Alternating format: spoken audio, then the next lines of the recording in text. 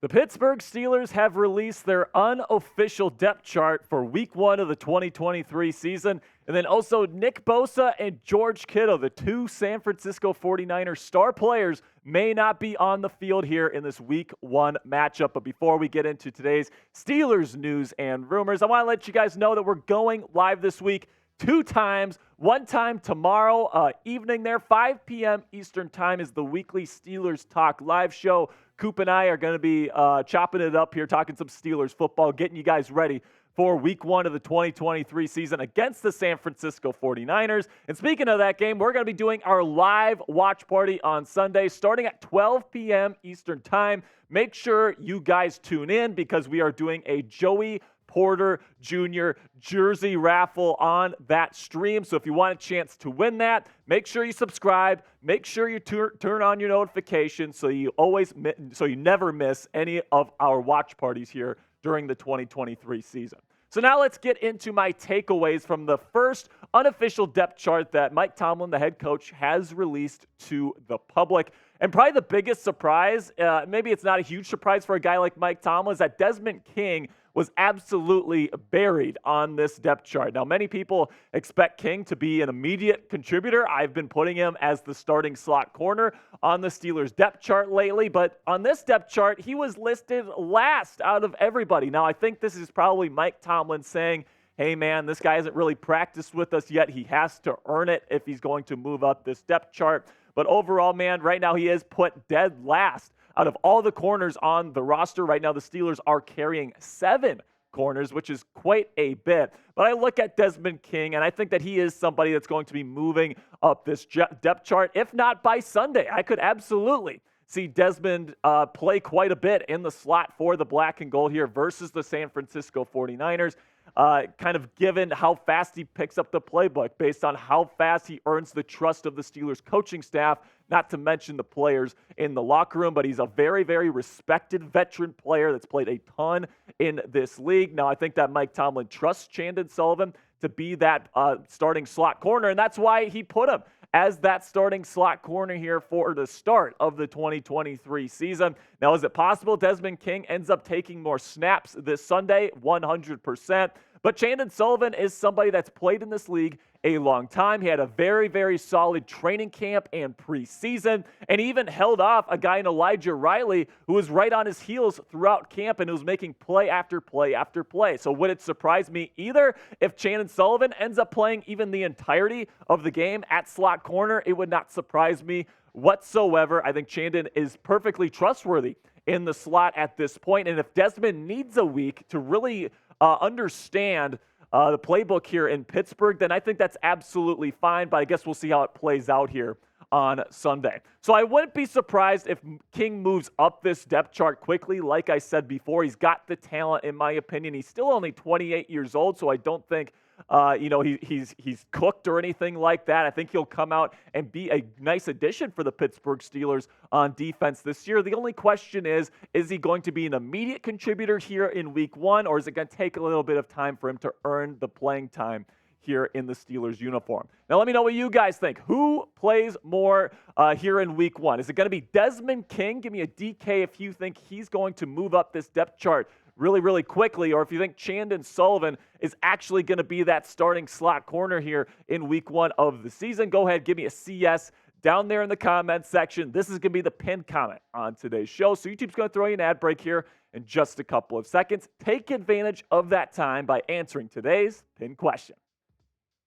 All right, so now my third takeaway is that the backup center was released here on this initial depth chart, and of course it is Nate Herbig. Now, we've been discussing this on the channel lately, and this has just confirmed it. Big Nate Herbig, somebody that I'm a big believer in as a true backup interior offensive lineman. He's going to be the first line of defense for Mike Tomlin in case one of the starting interior linemen gets hurt. I love what the Steelers have for their starters this year with Isaac Seumalo, Mason Cole, and James Daniels. And if one of those guys goes down, Nate Herbig can play either guard or center, and you still have Spencer Anderson that gives you some nice versatility at interior and on the exterior of the offensive line. Now, there has been rumors that the Steelers might end up cutting someone like a James Pierre in exchange to sign somebody, an interior lineman here in free agency. That still hasn't come to fruition. It wouldn't surprise me if it ended up happening, but this late in the week already, I definitely don't see that happening. I do think Nate Herbig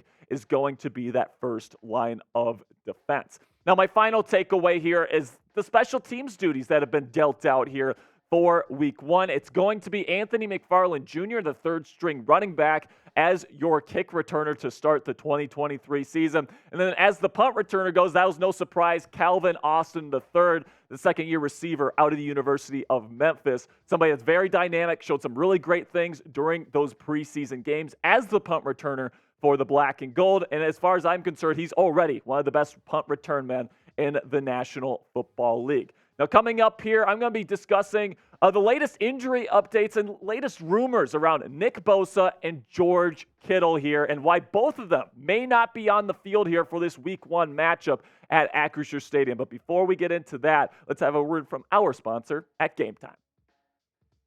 All right, now let's talk about Nick Bosa, where Ian Rappaport comes out with a report here saying that time is running out for Nick Bosa and the 49ers to figure out a deal. And it's getting close to the time here where Nick Bosa might not get signed and he won't be on the field for that first game of the 2023 season. This is what Rappaport had to say. Until there is a significant breakthrough, I do not expect Nick Bosa on the field for the San Francisco 49ers. Wednesday starts the game week, and if he is not there Wednesday, obviously it would not bode well for him being able to participate in this week's game. If there is anyone whose resolve you should never doubt, it is someone with the last name of Bosa. Now, this is definitely a super interesting report from Ian Rappaport, but I definitely think that if Nick Bosa can't go, it's almost, you can't say it's everything. You can never say it's a guaranteed victory.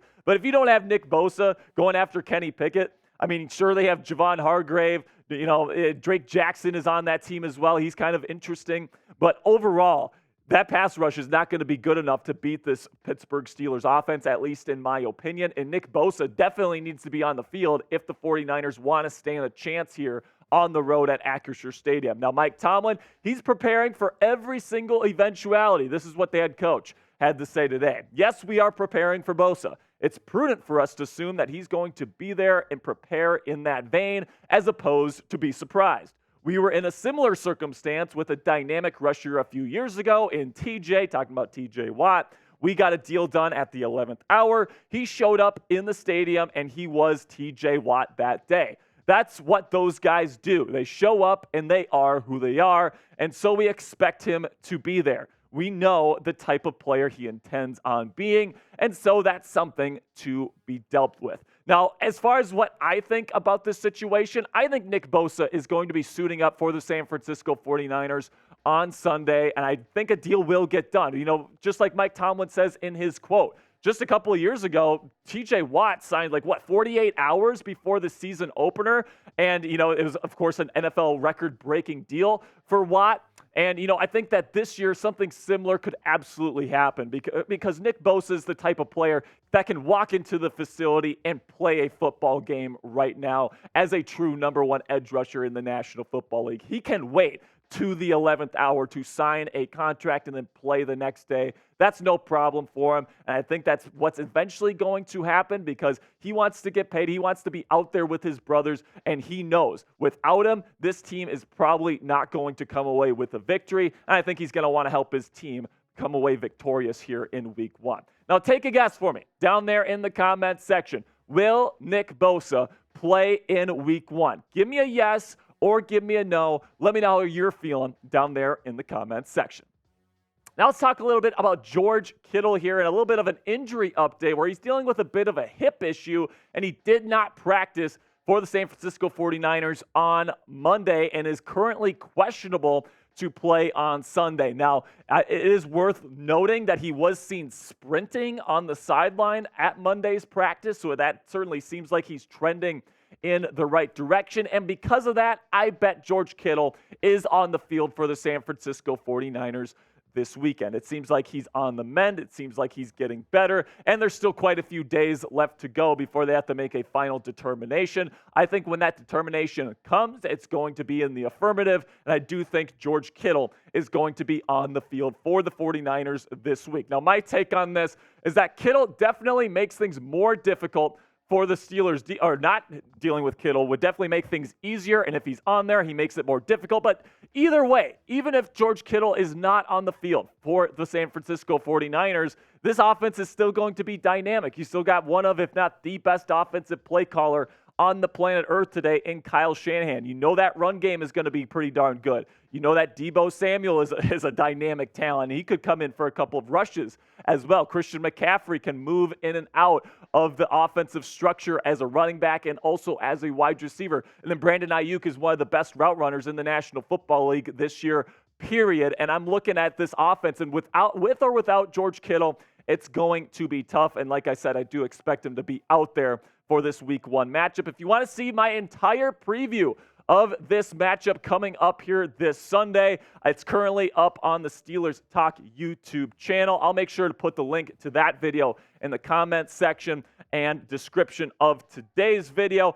Make sure you go check that one out before or after you're done watching today's video. So now let's talk a little bit about the team captains that were officially announced by head coach Mike Tomlin earlier this week. 4 of them this year, and it's pretty similar to what it was last year. The little difference here is that Kenny Pickett is a team captain this year, which is fantastic. Then you also got Cam Hayward, 9th season as a team captain. That's a fantastic milestone for him. TJ Watt, and then Miles Killebrew, the special teams ace, is the special teams captain here for this season. I'm super pumped up for this season, man. And if you are as well, make sure you click that subscribe button for the best damn Steelers coverage for free here on YouTube. That's what we provide you guys. We try to give you guys injury updates, in-depth analysis on the film and all these different things. And then, of course, we got the live show every Wednesday and our watch party on Sundays every single week this year. So if you want the most comprehensive fan experience for Pittsburgh Steelers fans,